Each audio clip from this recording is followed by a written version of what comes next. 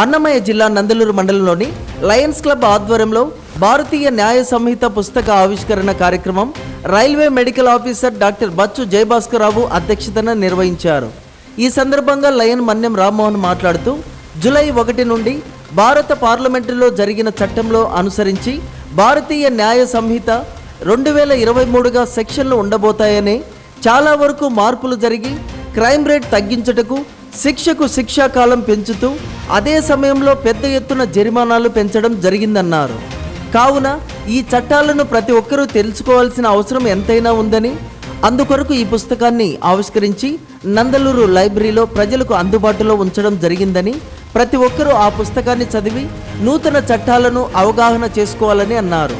ఈ కార్యక్రమంలో lions club president Kurramani Yadav, walkers club president Modapothula Ramu తదితరులు పాల్గొన్నారు.